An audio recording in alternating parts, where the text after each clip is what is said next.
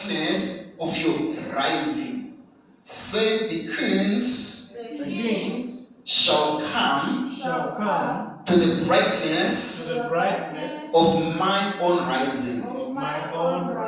So I say I'll start with a little bit of definitions. I said the title of my message this afternoon is the law of value.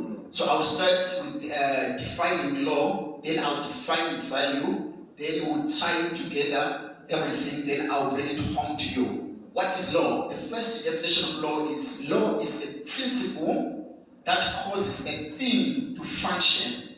A principle that causes a thing to function. That's the first definition of law. A principle that causes a thing to function. Then another definition is a law is a fundamental series of thoughts and ideas that when applied, they produce desired results. I'll take it again. A law is a fundamental series of thoughts and ideas that when applied produces desired results. Then I'm going to give definition on value because we are saying the law of value. And what is value? When we are looking at value, value is the measure of your usefulness. The measure of your usefulness, that's value.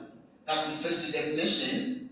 Then the second one, value is a measure of the problems you have solved and solutions you provide that are needed and useful within the context of a generation or a civilization. I'll take it again. Value is a measure of the problems you have solved and solutions you provide that are needed and useful within the context of a civilization. So what brings value to a person is a generation or a civilization. I once gave an example that a person who was an expert in computer appreciation and who was good at fixing 3310 in 2001, if the person has not advanced himself to match the civilization that we are in, of iPhones, of Waze, of Samsungs, that person's value is obsolete. So what makes your value to be obsolete is a civilization. A person who was proficient in 1902 in making spears, cowhides, if that person had not risen with a context and a generation and advanced himself according to technological changes, that person, according to our time, the person becomes obsolete. So what makes you obsolete is not your age. What makes you obsolete is not lack of connections, but failure to upgrade yourself within the confines of a civilization. A person who was good at making cuts in 1920, 1930 is obsolete in our time because we are dealing with Lamborghinis, we are dealing with Mercedes. So you need now to advance yourself according to a civilization. Which means that today, if you are good at making computers, if you are good at making Android phones today, after 20 years from today, your value can be made obsolete by the context of the civilization, not because you are valueless. So you need to move within the context of a civilization where you are operating. Then again, another statement that is of importance: your value must be needed and useful to be rewarded. My value to be rewarded, it must be useful and needed. It's not every value that is needed in a certain context or in a certain civilization. I once gave again another example that if I've got a master's degree in tithing within the context of a church, I can only have power and influence within the body of Christ, but no company can hire me. No, in as much as I've got a doctorate, I can have a doctorate in seeding, and I am honored within the church or the fraternity of the body of Christ. in as much as I'm a doctor, people can call me a doctor, I have values, but no company is going to hire me by having a doctorate in giving.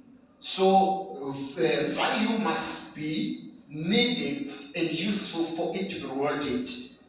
Which means that if I have got value, my value must be needed and useful within the context of the civilization or the places that I am in. Are we together? Amen. I said, are we together? Amen. I said, are we together? Amen. So we will be dealing now much and get into the flesh of the skeleton that I was giving unto you, and we will try to marry what the prophet Isaiah in the book of Isaiah chapter 60 from verse 1 to 3 was speaking about when he said, arise from the depression and prostration in which circumstances, in which COVID-19, in which poverty, in which lack he has kept you, arise to a new life. Then after you arise, you don't end in arising, but you must shine.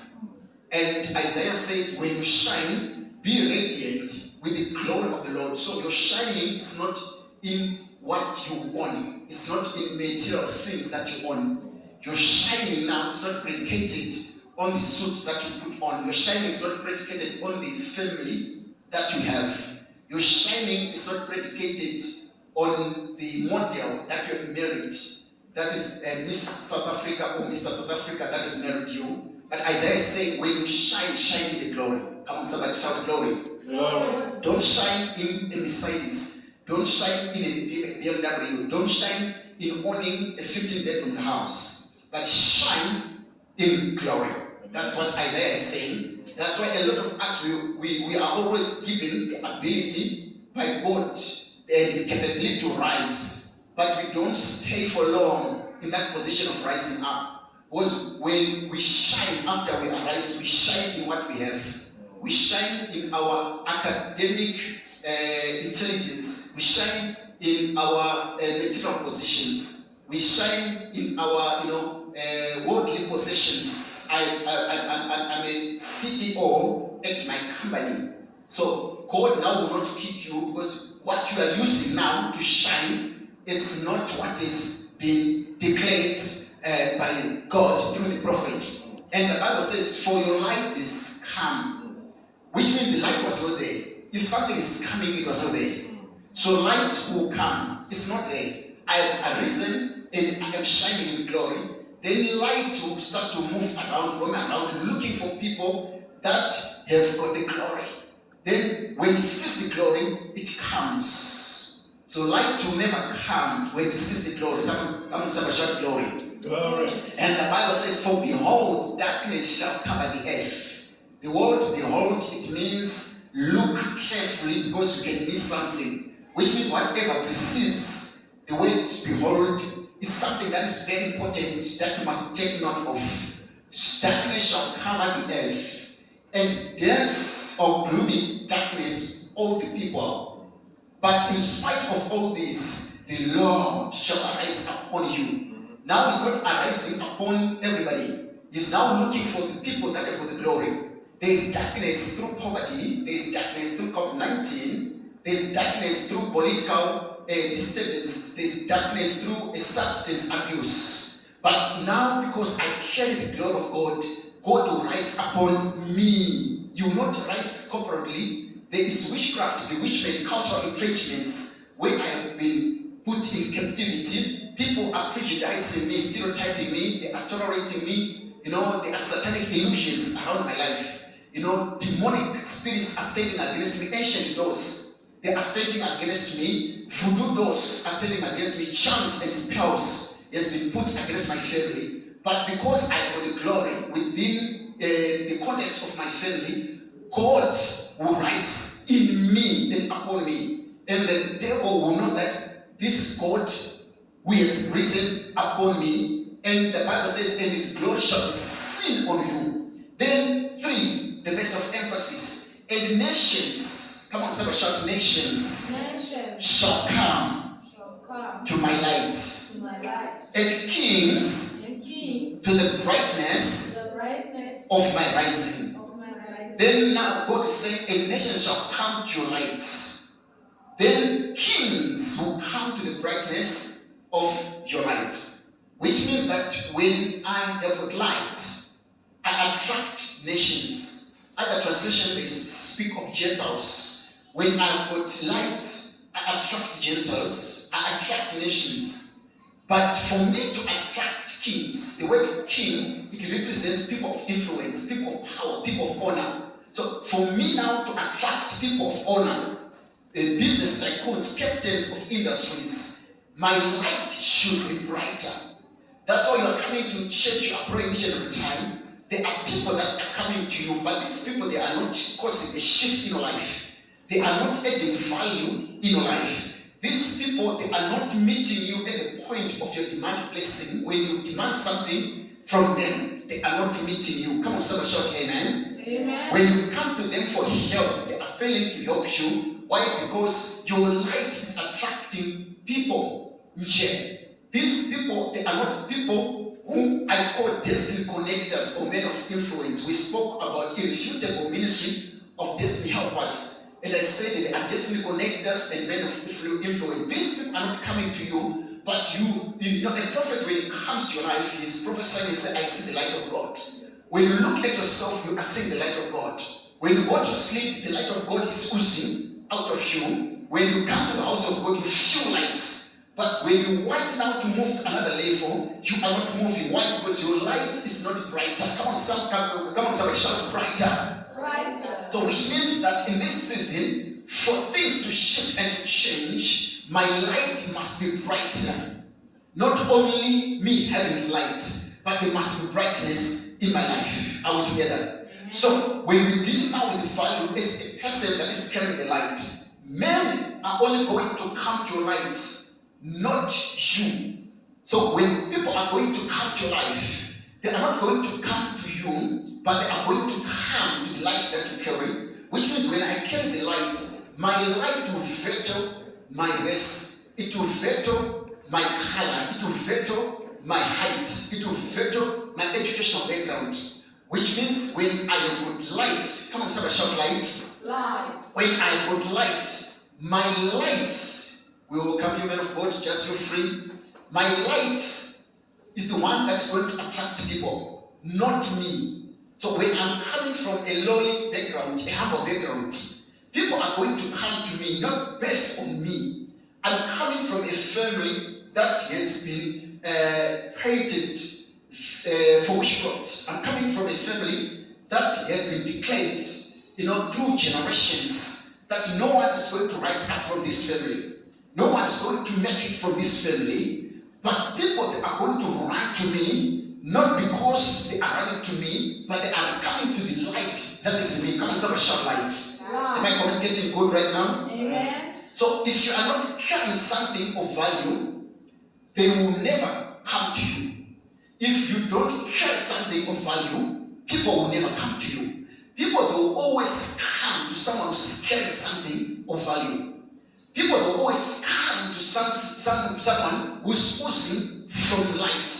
So when you are arising now, you are arising to a place of proficiency and competence. Then the Bible says, when you are dealing with the value must be needed and useful within the context of a civilization I told you. So when I put value, I must measure that my value is it applicable to my generation. My value is applicable to my civilization or to a certain locality where I am. There are things that when I do in venture, they can give me a lot of money. They can earn me a living, but when you do them within the context of Swane or Pretoria, you will not get money. So you can be making money in Toyando.